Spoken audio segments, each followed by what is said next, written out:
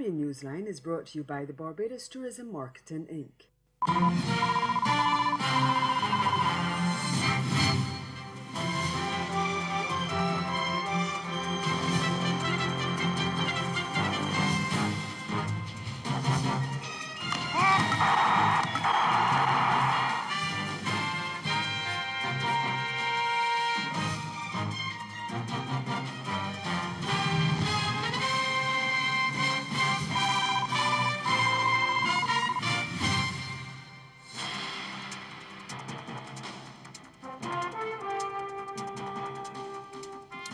An emergency plan announced to fix Barbados' ailing economy.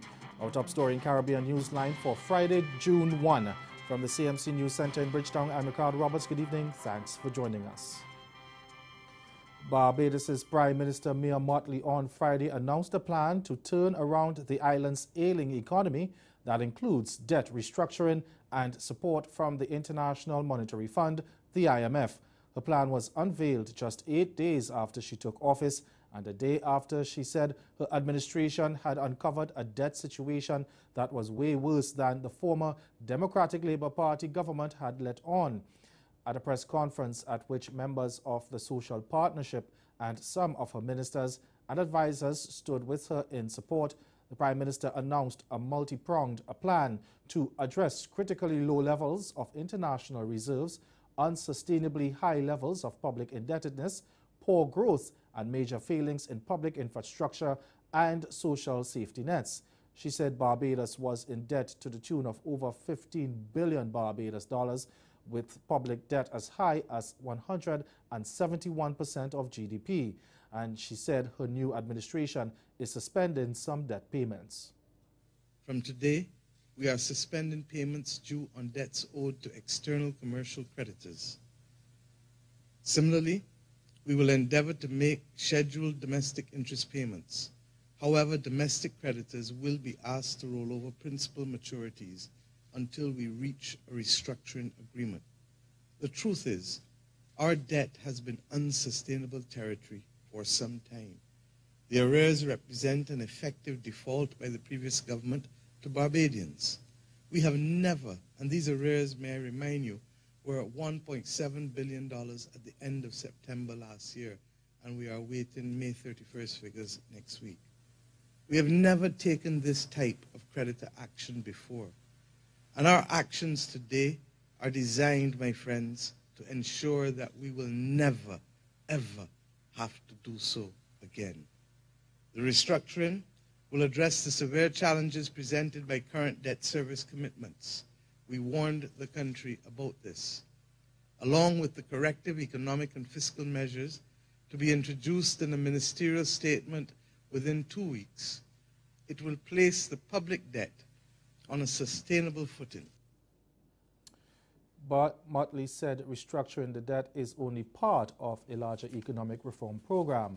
The government is also seeking balance of payment support from the IMF, and it has invited a mission from the IMF to visit Bridgetown as early as next Tuesday.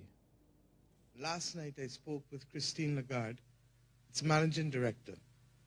I briefed her on the present state of the public finances of Barbados, the current debt and reserve positions, and I assured her that we are committed to taking decisive action to rebuild Barbados. In turn, Madame Lagarde assured me that the International Monetary Fund stands ready to lend Barbados the necessary assistance and support to these actions. Our Barbados Economic Recovery and Transformation Plan is a partnership for progress. In a statement issued late Friday, the IMF boss said the team will be led by Vert van Selm. The Prime Minister said the government and the entire social partnership are in agreement that there can be no more delay in taking action to fix the economy. And she put Barbadians on notice that they would have to make sacrifices over the next few years. But she also promised that her government would uphold its campaign promises to increase pensions, eliminate tuition fees for Barbadian students at the University of the West Indies, and get rid of the National Social Responsibility Levy. Meanwhile, speaking on the sidelines of the just concluded 48th meeting of the governors of the Caribbean Development Bank, President Dr. Warren Smith said that although Barbados' economy is in a very difficult position, it is not impossible to overcome. He remains optimistic that with good fiscal policies and balanced investment practices, the country can rise again. Barbados can come out of their difficulties as long as they pursue the right mix of policies. A lot of it is going to have to center around the business of how you manage the fiscal. We're talking about it just now in relation to Grenada. There are lessons to be learned from Grenada in that regard. But they also need to create the environment in the business space such that investment will come into the country, not only from outside, but also domestic investment will start to take off so that it can create more employment, it can create more government revenues to address the fiscal position, and also they need to craft a debt strategy, as Grenada did in about 2 different occasions in the past. We stay in Barbados, where a leader of the opposition is in place. 1 week after he was elected to Parliament as a member of the BLP team that won all 30 seats in the House of Assembly, Bishop Joseph Astley has left the government side on Friday and was sworn in as an independent opposition leader.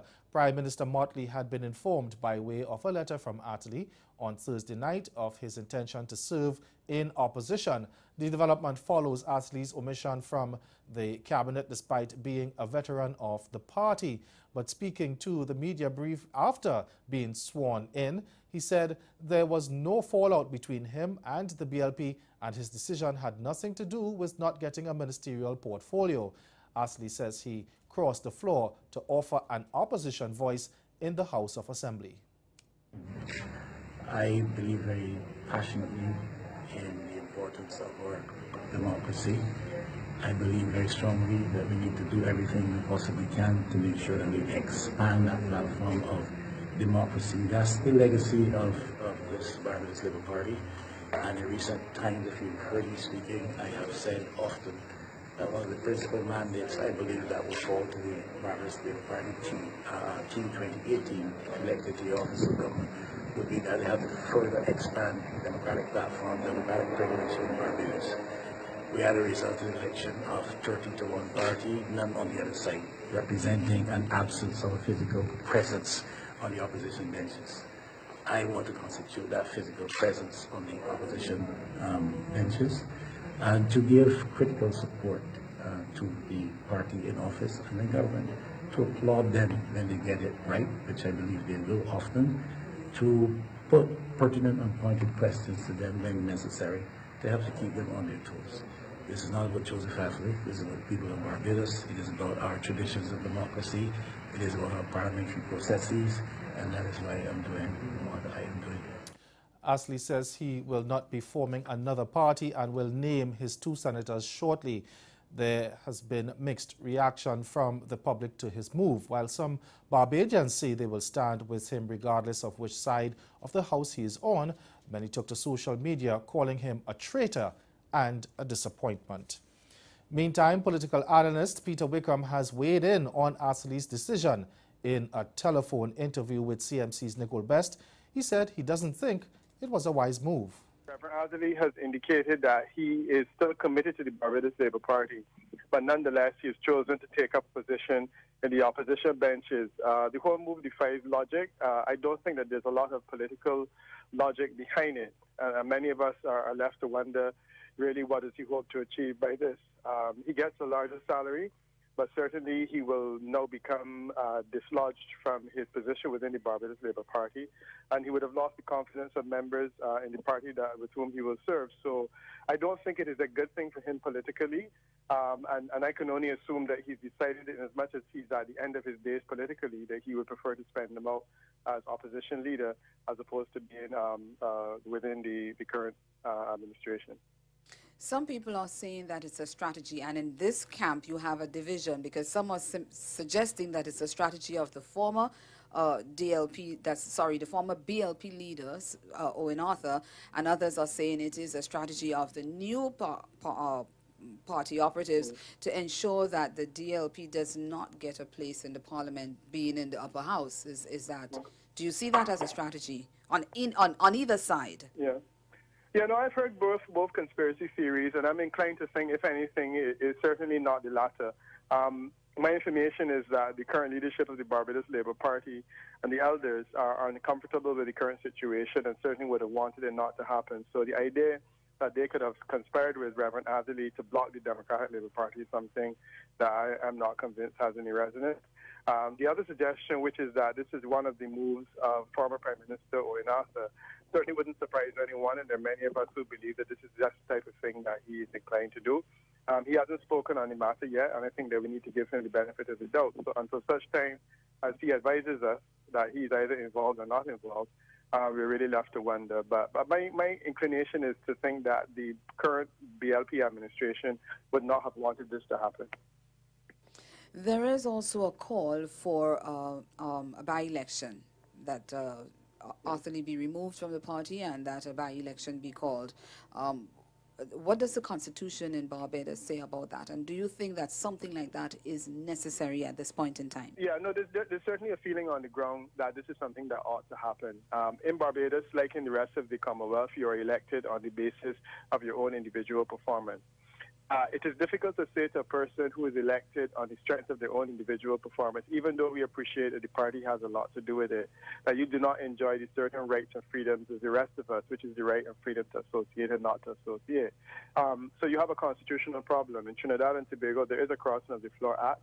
However, that Crossing of the Floor Act does not force a person to go back to the polls. It cannot force a person to go back to the polls. And the history of Trinidad is replete with examples of people, Basio Pandey, Julian Lucky, who have sat as independent members of their party and have not gone back to the polls or been forced back to the polls. You have the Jack Warner situation where he went back, but he went back largely because he wanted to. So in this situation, I am inclined to think that Reverend Adderley will not go back. He cannot be forced to go back. The idea of changing our constitution to deny a member of parliament the right to associate or disassociate is something which, while it appears attractive, I don't think it is something that will catch the interest of people or policymakers or constitution makers in Barbados. So I think that we're back to square one. If he feels inclined to go back to the polls, he will. My sense is that he will continue to serve out his remaining 5 years, and he has already indicated that he's not coming back after this term is ended. Coming up in Caribbean Newsline, a Labor Day tragedy in the Bahamas. Stay with us, we'll be right back.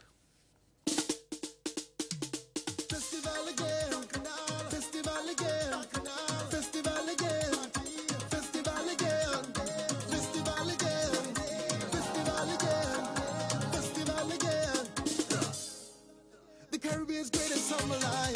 Yeah, it's country around my time. 44 is me here.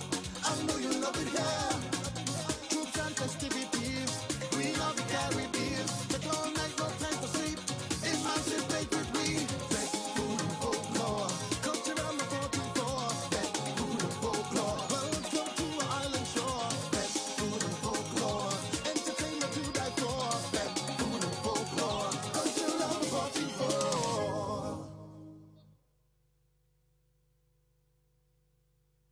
It starts from sunrise, a city filled with an island vibe, music, people, color, friendship, culture, and the warmest of smiles. Come enjoy the unique costumes, pulsating steel pans, exotic culture, exciting fetes, and unforgettable people. Discover Antigua's Carnival, the Caribbean's greatest summer festival, July 27th to August 8th, because the beach really is just the beginning. The European support for the State of Israel's campaign against BDS signals to me that Europe and the US has given up on ending the occupation, on ending the domination of Palestinians in '48, and in fact has given up on this conflict. And you can see it also in the way that the political discourse is panning out.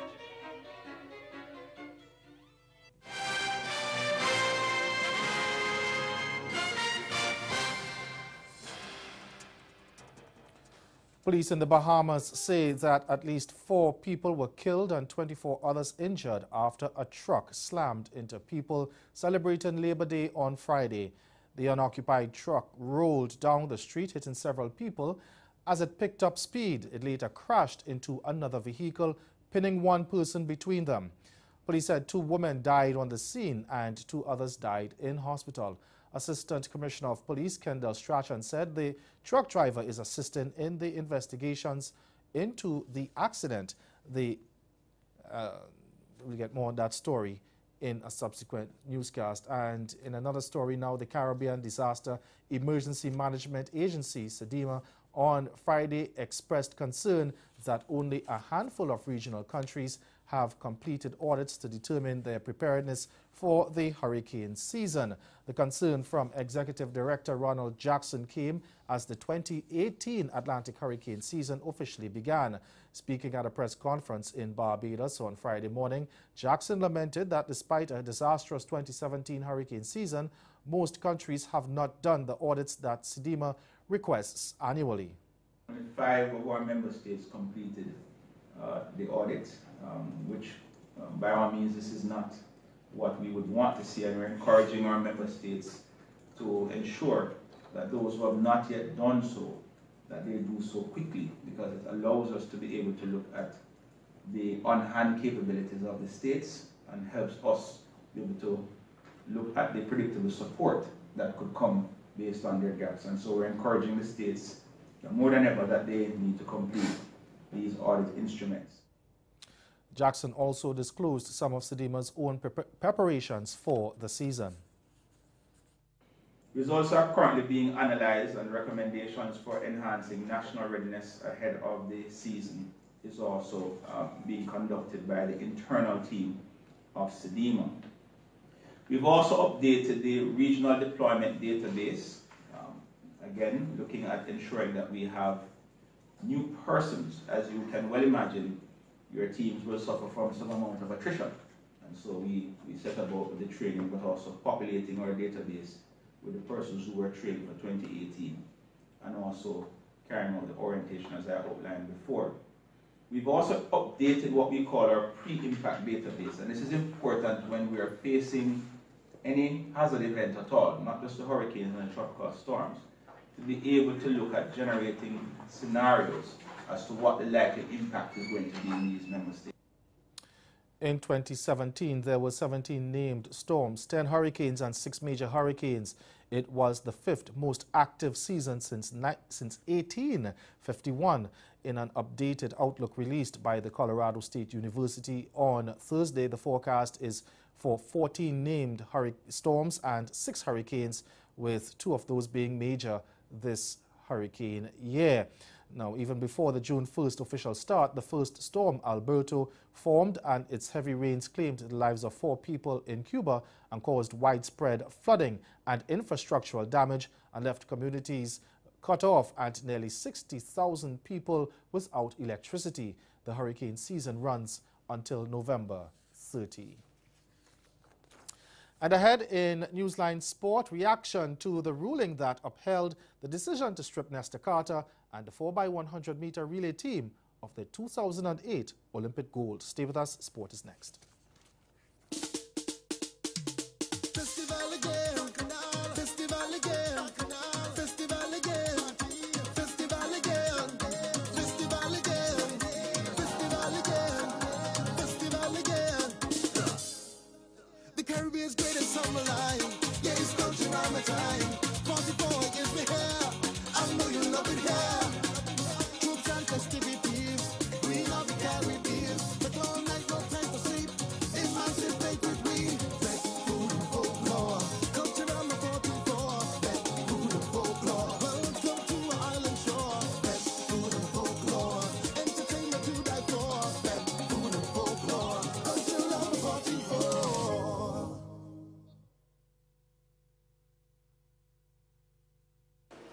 70% of the Indian population don't even know where Shillong is.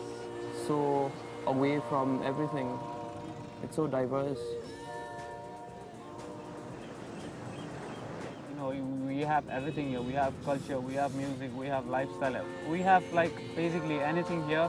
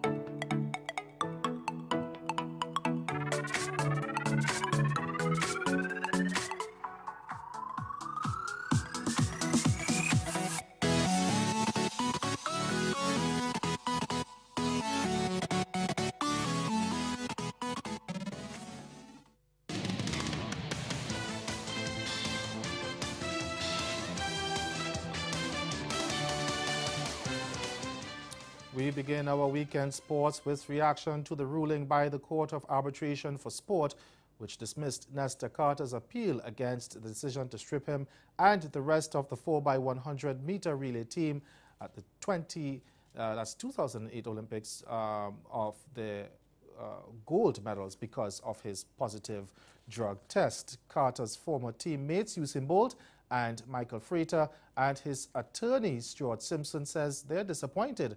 But as we hear in this report from TVJ's Keon Rayner, another lawyer believes Jamaica's reputation in athletics remains intact despite the ruling.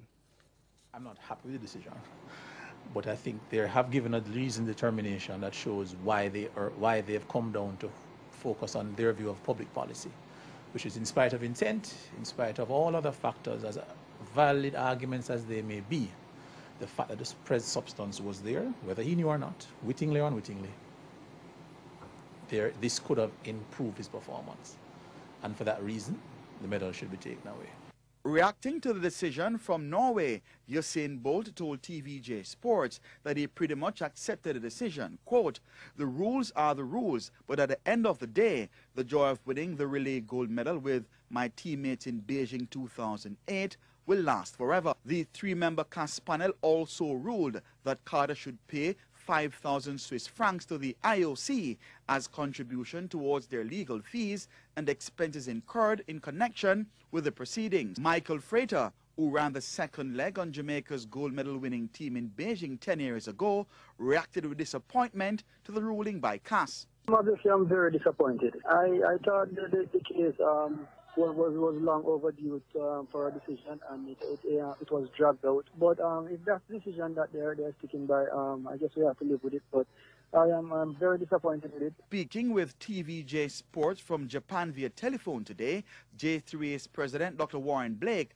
says they now await a reaction from the IAAF as it relates to any possible sanction as a result of the CAS ruling. No decision was made concerning fault or responsibility, and this was outlined in paragraph 155 of the CAS ruling. Whether Nestor is to be sanctioned or not is yet to be decided by the IAAF, and we will await their decision in that regard. Dr. Blake also retracted an earlier statement he made this week where he incorrectly stated that the IOC had pressured the J3As to ban Carter in previous months. My comments were aimed at the governing body of the IAAF, because they were the ones who had requested that Nestor take a voluntary suspension. Meanwhile, Canadian-based sports lawyer Dr. Emir Crown, who described the CAS ruling as unfortunate given the inadvertent use of methylhexanamine, said Jamaica's reputation remains intact. Again, it's an unfortunate result, but in the end, it doesn't really scar Jamaica's reputation as being the world leader in athletics. It's a blemish at worst, but it's not a scar. Carter still has 3 World Championship sprint relay gold medals, in addition to the London 2012 Olympic gold, which Jamaica won in a world record time of 36.84 seconds. MVP President Bruce James declined comment. Over to cricket now. Cricket West Indies President's 11 drew with Sri Lanka on the final day of their 3-match tour match at the Brian Lara Cricket Stadium on Friday. Now, Sri Lanka ended their second innings on 135 for 1, extending their lead on the final day after they dismissed President's 11 for 272. Kusal Mendes and Kusal Pereira added half-centuries, while Roshan Silva chipped in with an unbeaten knock of 22. Replying to the tourists' imposing first innings total of 428, the President's 11 were at 1 point cantering on 146 for 1, but lost 6 wickets for 77 runs. Left-handed Kieran Powell in the 13-man squad for next week's first test at Queen's Park Oval struck 60 in a 98-run opening start with fellow left-hander John Campbell, who top-scored with 62. Rakeem Cornwall remained unbeaten on 54, while Shamar Brooks added 29. Akila Dhananjaya, Lahiru Kumara, and Juluran Pereira all picked up 3 wickets each. And staying with cricket, Test batsman Jermaine Blackwood and all-rounder Raymond Reifer have been named in the West Indies A squad for the Tri-Nations Series in England later this month, as selectors continue to fine-tune their plans for next year's World Cup. Sunil Ambrose, meanwhile, has the chance to continue his comeback with his inclusion. He made his ODI debut on last September's tour of England before making his Test debut against the Black Caps 3 months later, but he broke his arm in the second Test. All-rounder Rovman Powell and Jason Mohammed, who are both fixtures on the ODI side, are joined by 20-year-old Spitzer Kimo Paul in the squad, which also sees the return of veteran wicketkeeper batsman Devon Thomas. Highly regarded 20-year-old Barbadian pacer Dominic Drakes and Shamar Holder have also gotten the nod. West Indies A play warm-up one-day matches against Warwickshire on June 17 and Worcestershire 2 days later before opening their Tri-Nations campaign against England Lions on June 23rd. The tournament, which also involves India A, runs from June 22 to July 2, with the final slated for the Oval. Mohammed will lead the side, while former West Indies captain Floyd Reifer continues as head coach. And that's for sports. Stay with us. We'll be right back.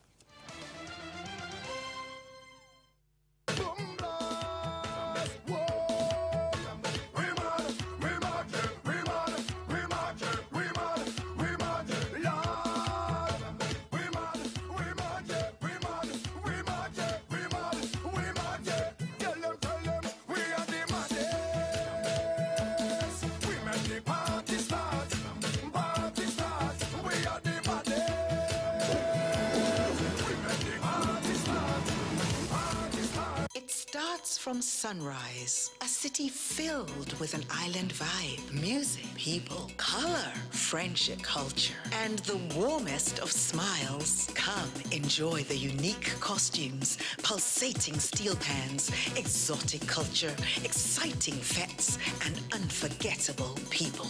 Discover Antigua's Carnival, the Caribbean's greatest summer festival, July 27th to August 8th, because the beach really is just the beginning. Do you wish to combine a vacation with pure laughter? Then St. Martin is the place to be on June 22nd and 23rd for the 14th annual edition of its comedy festival, Laugh Till Belly Burst, with comedians from all over the world. Book hotel and show tickets until June 20th now at www.ltbbsxm.com.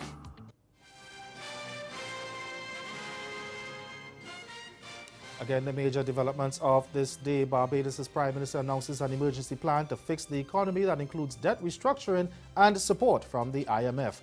And in sport, disappointment over ruling that confirms Jamaica's 4x100-meter relay team at the 2008 Olympics will be stripped of their gold medals. That's Caribbean in Newsline. For news on sports round the clock, log on to CarnaNews.com. We'll be back here again on Monday. But from all of us at CMC News, thank you for watching. Have yourselves a good night.